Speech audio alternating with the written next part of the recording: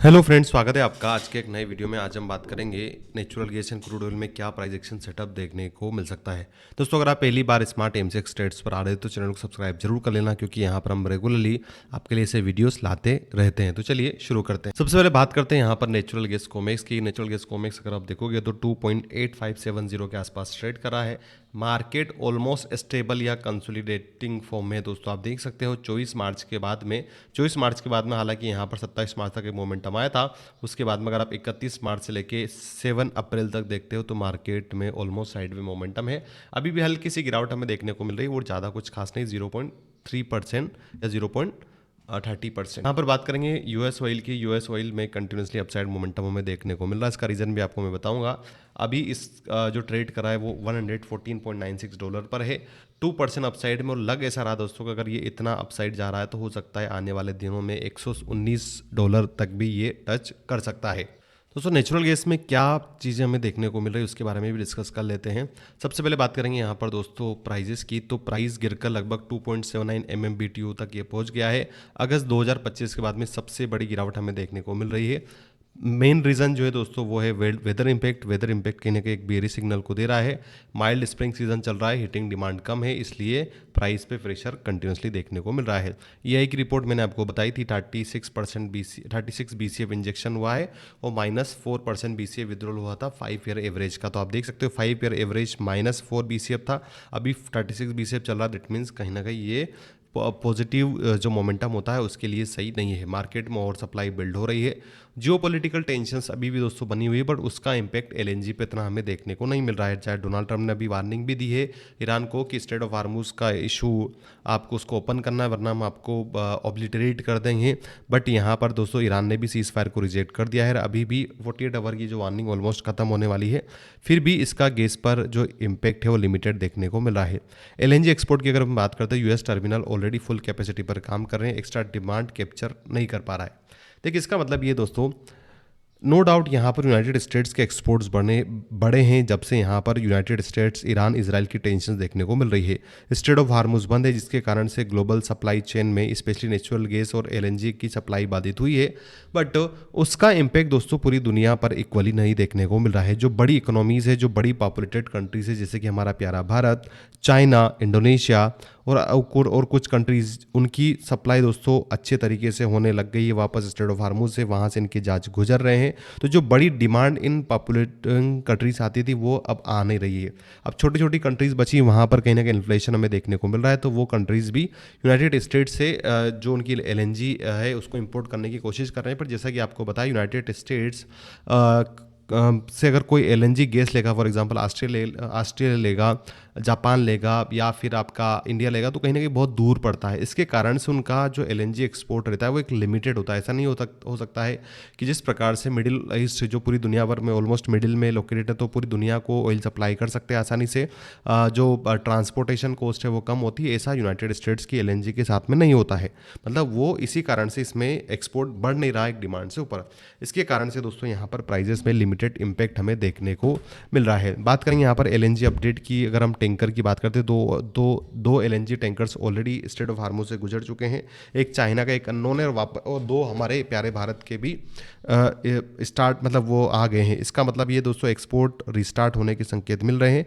Final view हम क्या बोल सकते हैं, लो डिमांड है, हाई सप्लाई है, बियरिश ट्रेंड कंटिन्यू रह सकता है। जियोपॉलिटिक्स का इम्पैक्ट अभी लिमिटेड है।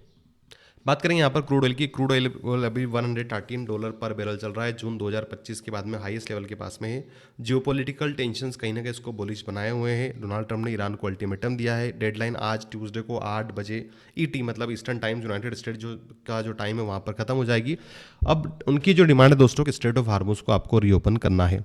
अगर नहीं करोगे तो आप पावर प्लांट्स और ब्रिजेस टारगेट हो सकते हैं। अब दोस्तों इसका होगा क्या अगर मान लीजिए स्ट्रेट ऑफ हार्मुज ओपन नहीं होता, क्योंकि जिस तरीके का रवैया या एटीट्यूड यहाँ पर ईरान रिवॉल्यूशनरी गार्ड्स का देखने को मिल रहा है ना दोस्तों, हालांकि मैं कोई पॉलिटिकल कमेंटेटर नहीं हूँ, बट अभी वहाँ पर दोस्तों ईरान में कोई भी ऐसी लीडरशिप नहीं है जो संयुक्त रूप से काम कर रही है।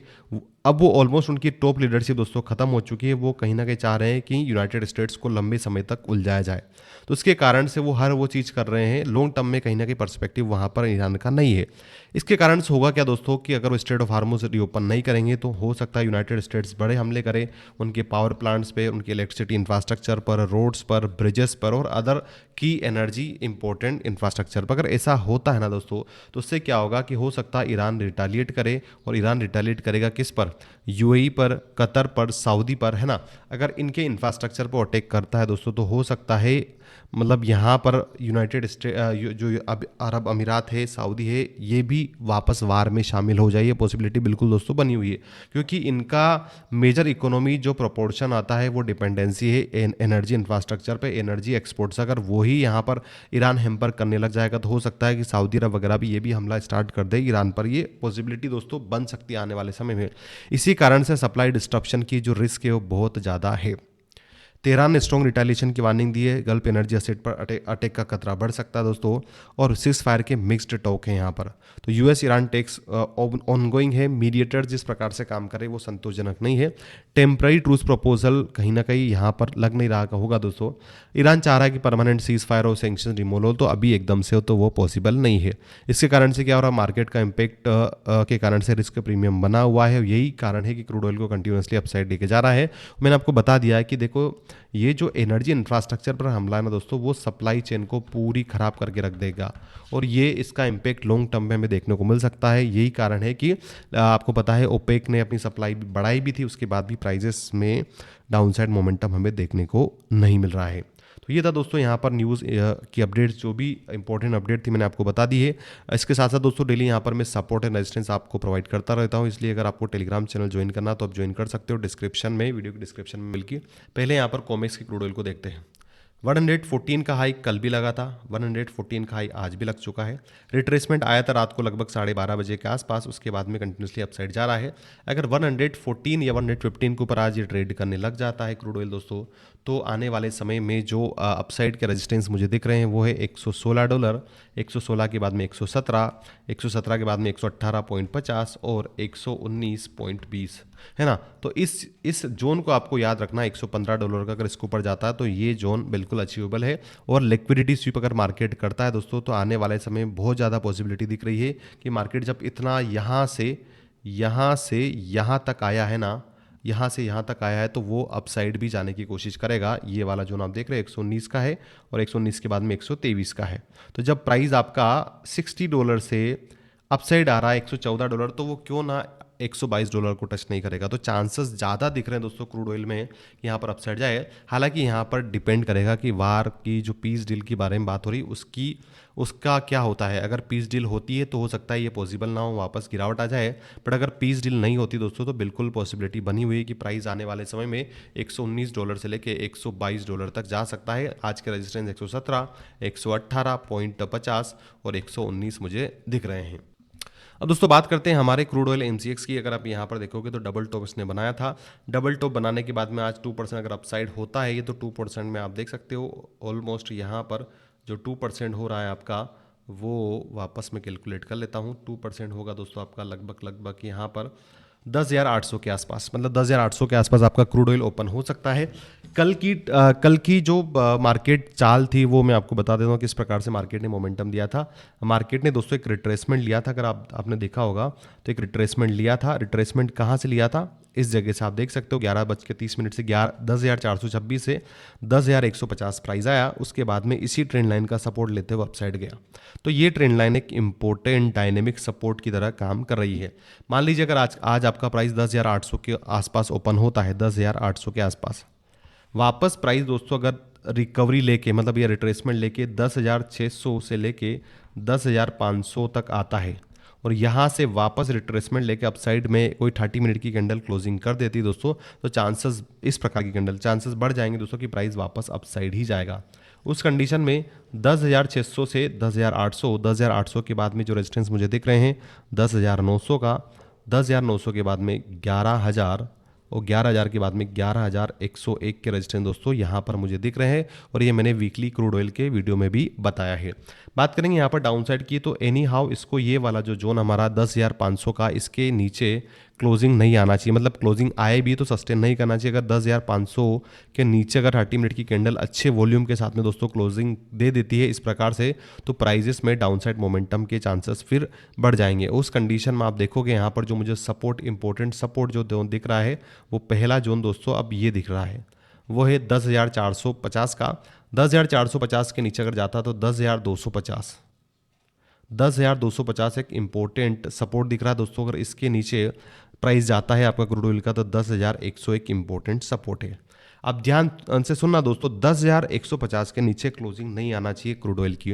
अगर इसके नीचे क्लोजिंग आती है तो ट्रेंड नेगेटिव भी हो सकता है, बट उसके लिए मैंने आपको बताया आज के लिए 10,500 इसके नीचे क्लोजिंग आएगी तभी जाके पॉसिबिलिटी, वरना अपसाइड में जो रेजिस्टेंस मुझे दिख रहे हैं 10,800, 10,000, 11,000, 11,100 ये रेजिस्टेंस मुझे यहाँ पर दिख रहे हैं। बात करेंगे यहाँ पर हमारे MCX नेचुरल गैस की, मार्केट ऑलमोस्ट साइडवे दोस्तों, आज भी साइडवे दिख रहा है। देखिए मैं आपको एक चीज़ यहाँ पर दिखा देता हूँ, उसके बाद में अपन इसको एनालिसिस को कंटिन्यू करेंगे। देखिए यहाँ पर दोस्तों हो सकता है, अभी 7 अप्रैल हो चुके हैं, अगर नेचुरल गैस अगर मान लीजिए 10-15 दिनों तक अगर नहीं गिरता है ना, तो हो सकता है यहीं से सपोर्ट लेके अपसाइड चला जाए, क्योंकि मार्केट में टाइम अगर ये प्राइस करेक्शन नहीं ले रहा है तो हो सकता है दोस्तों प्राइस करेक्शन ले ले। प्राइस करेक्शन का मतलब क्या है कि प्राइस एक रेंज में कुछ समय तक मोमेंट दे और उसके बाद में ब्रेकआउट दे, क्योंकि अगर यहाँ पर प्राइस करेक्शन नहीं हो रहा, यहाँ से गिरावट नहीं हो रही, तो टाइम करेक्शन होने की पॉसिबिलिटी भी अब दिख रही है। इसलिए इस जोन को आपको याद रखना है, ये जोन जब तक ब्रेक नहीं होता है मार्केट में कंसोलिडेशन है, मार्केट साइडवे है, स्टॉप लॉस हंटिंग हमें दोनों साइड में देखने को मिल रही है। सपोर्ट क्या दिख रहा है दोस्तों, सपोर्ट अब दिख रहा है 200, कल 260 का पहला इंपॉर्टेंट सपोर्ट है 260 का, कल भी मैंने आपको बताया था।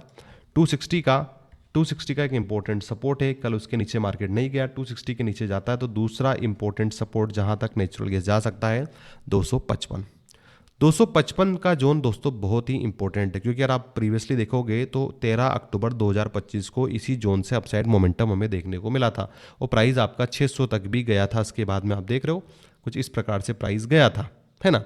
तो ये एक इंपॉर्टेंट डिमांड जोन बन रहा है 255 का, 255 के बाद में 250 का, ये एक इंपॉर्टेंट डिमांड जोन है, क्योंकि यहीं से प्राइस इतना अपसाइड में गया था।